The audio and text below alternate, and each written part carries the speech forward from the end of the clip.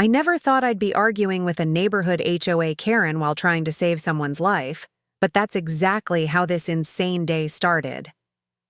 We're talking about a literal organ transplant on the line, seconds ticking down, and the only way to make the delivery in time was by air. I had the jet fueled, the organ packed in a cooler, and clearance from every aviation authority you can name. Everything was set, until I found out the highway I needed to land on had been shut down. Not by the police, not by an emergency crew, but by a woman with a clipboard, a sun hat, and a whole lot of attitude. She claimed it was unsafe and disruptive to her neighborhood, even though we'd coordinated with emergency responders and had full permission for a temporary landing. She waved her HOA bylaws around like they were the Constitution and acted like her gardening club's opinion carried more weight than a human life. And as precious minutes slipped by, I could feel the pressure building. The transplant clock doesn't stop for petty arguments. Meanwhile, the organ's viability was shrinking. It had just under 45 minutes left outside a body before it was useless. I tried reasoning with her, then pleading, but she wouldn't budge, until I did something no one saw coming. I made the call, climbed into the cockpit of that Learjet, and headed straight for that highway. Now, before you think I'm crazy, let me say everything was legal. The plan was solid. But what happened next? No one could have predicted. The landing, turbulent. The reaction, explosive. And that organ? Well, let's just say what unfolded in those next few minutes changed everything. So if you're wondering what happens when a HOA Karen tries to block a literal life-or-death mission, you're going to want to stick around. You're probably wondering how we even got here, how a Learjet ended up pointed at a suburban highway, and how I found myself in a shouting match with a woman more interested in HOA rules than human life. It all started early that morning when I got a call from a transplant coordinator. A young boy, barely 10 years old, was waiting for a new liver. The donor match had just come through. Perfect fit, rare compatibility. But there was a problem. The receiving hospital was hours away by road, and commercial air traffic was backed up due to weather. We had one option: fly private and land near the hospital on a closed stretch of highway that local authorities had agreed to secure. It wasn't my first emergency landing, but it was definitely the most important. Every second counted. The medical team was prepped, the organ was on ice, and I had just 52 minutes to cover 350 miles. I contacted air traffic control, coordinated with local police to clear the strip, and we were good to go. Or so I thought. About 20 minutes before touchdown, I got word from ground support. The road was suddenly blocked. A group from the local homeowners association had shown up out of nowhere, claiming they never approved this stunt. Leading them was a woman named Linda, HOA president, self-proclaimed protector of neighborhood peace. Apparently, she'd heard a rumor about a jet using the highway and called her crew to physically block access with their own cars and lawn chairs. Lawn chairs. You can't make this stuff up. From the air, I could see flashing lights and the growing mess below. My heart was pounding, not because of fear but frustration. The organ had just under 30 minutes of viability left. I circled once, waiting, hoping someone would move them. But they didn't. And that's when I made the choice that could have ended my career. Or saved a life. From the air, I could see the chaos unfolding in real time. The police were trying to keep the area clear, EMTs were on standby, and yet there was this growing cluster of people arguing in the middle of the blocked highway. And there she was, Linda, standing front and center like she was directing traffic at a neighborhood garage sale. I radioed down, asking if we were good for landing. The answer came back hesitant. Negative. The road's still blocked. They're refusing to move. Every second up there felt like a punch to the gut. I wasn't just flying a jet, I was carrying a second chance at life in a cooler strapped beside me. And here we were, being held up over some HOA drama. I couldn't believe it. I had permits, I had clearances. But what I didn't have was Linda's approval. And apparently, in this zip code, that mattered more than anything. On the ground, tensions were boiling over. The transplant team at the HOA hospital was calling nonstop, asking for updates. The boy's family had gathered, hoping, praying, that this would be the day he finally got relief. Meanwhile, one of the police officers on site tried to reason with Linda, explaining the urgency, the legality, the fact that a child might die because of this. She stood firm, arms crossed, claiming it was a violation of neighborhood airspace, and that jets didn't belong in residential areas. While circling, I spotted something strange. A man in scrubs walking toward the group with a police escort. I didn't know it at the time, but he was the boy's surgeon. He'd left the hospital in a last-ditch effort to appeal to their humanity face-to-face. The drama wasn't just on the road anymore. It was bleeding into real lives, real stories.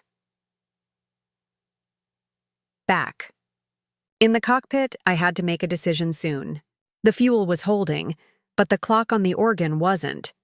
And the longer we stayed in the air, the slimmer the odds got. I tightened my grip on the controls, looked at the road below, and tried to silence the voice in my head asking, what if they never move? The closer I got to the landing window, the more intense everything became. The sun was beginning to dip low, casting long shadows across the road where a life-or-death drama was still unfolding. From the air, I could see flashing lights bouncing off the hoods of parked SUVs and clusters of people standing stubbornly in the middle of the designated landing strip. The police kept trying to move them, but no one wanted to be the one who gave in. Linda, still at the front, looked like she was enjoying the attention. She kept pointing at documents, likely the same HOA rules she'd printed from a community website, and arguing with every officer who got near her. My headset crackled with updates from ground control. 15 minutes of safe viability left, someone said. That was it. 15 minutes before the liver could no longer be used. 15 minutes before the chance for that boy's survival vanished. It was like the weight of the entire situation hit all at once. My hands were shaking slightly on the controls, but my focus was locked in. I kept circling lower, hoping that someone down there would come to their senses. But the standoff kept going. Then I heard a new voice on the radio. It was the surgeon. He'd gotten through to the command channel and asked me to hold just a few more minutes. He was trying to speak to Linda directly. I watched from above as he approached her, calm but urgent, carrying photos of the boy and explaining exactly what this organ meant. For a second, I thought she might finally listen. But then she shook her head, turned away, and walked right, back into the center of the road. That was it. I couldn't wait anymore. The transplant coordinator was yelling through the headset.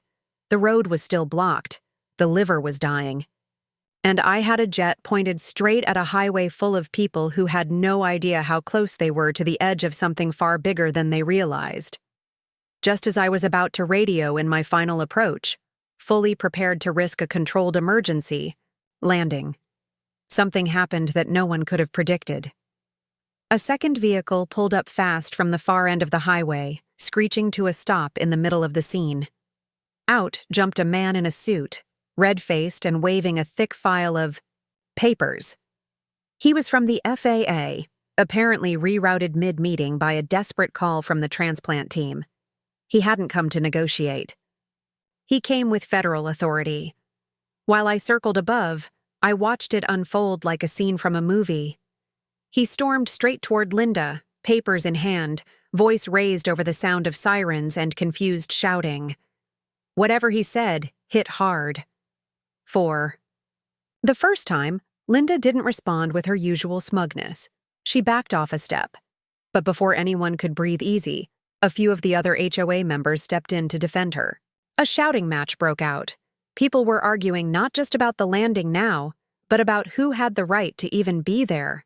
Some neighbors were actually supporting the landing, pushing for Linda to stand down, while others doubled down with her. Meanwhile, I was burning fuel and time.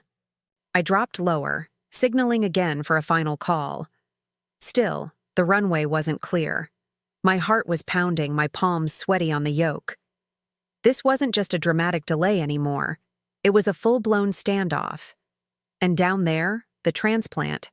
Surgeon was nearly in tears, begging anyone who would listen to just move. Then came the second twist. An unmarked van suddenly sped past the crowd from a side road and drove onto the runway. For a split second, no one reacted. Then panic set in. It wasn't law enforcement. It wasn't with the transplant team. It was someone no one recognized. The crowd scattered. The police reached for their radios. And I was still in the air, less than 5 minutes from running out of safe time for landing. The second that unmarked van rolled onto the highway, everything snapped into motion. Police swarmed it, yelling commands and trying to figure out who was behind the wheel. The crowd scattered in confusion, finally breaking the line that had been blocking the makeshift runway for almost half an hour. From the air, I saw the opening I'd been waiting for, clear enough, just wide enough, and barely within the safe window for the organ to remain viable. I didn't hesitate. I called, I'm coming down." The tower gave me the green light. The road was mine. As I lined up the Learjet for the approach, my hands steadied. The noise from the radio disappeared behind the roar of the engines and the rush of wind. Below, I saw the EMTs sprint into position, the transplant surgeon waving, both arms, and the highway finally free of lawn chairs, parked cars, and clipboards. Everything felt like it slowed down as I brought the plane in. Wheels touched down hard, brakes squealed, but we made it, on asphalt not meant for jets, with only a few hundred feet to spare. The medical team rushed in the second we stopped. They grabbed the cooler, jumped into the ambulance, and peeled, off down the highway toward the hospital. We didn't even have time to talk. That organ had less than 2 minutes left, but just when I thought it was over, the final twist hit. Turns out, the van that caused the chaos? It belonged to the boy's grandfather. He'd been following the flight online, panicked when he heard the landing was being blocked, and took it into his own hands to break the standoff. No clearance, no warning, just raw instinct to save his grandson. That wild move might have been what finally scattered the crowd and cleared the way. Later, I learned the transplant was successful. The boy pulled through. But that highway? It's now being debated for new emergency landing protocol. And as for Linda, she filed a noise complaint against the jet. After the dust settled and the ambulance disappeared into the distance, I sat quietly in the cockpit for a moment, just letting it all sink in. The entire day had felt like a movie, except it was all real. Real lives, real consequences, and real emotions. The boy got his transplant just in time, and a few days later, I received a short message from the hospital. He made it. Stable. Thank you. That was it. Simple words, but they hit hard. All the stress, the arguments, the chaos on that highway. It was worth it.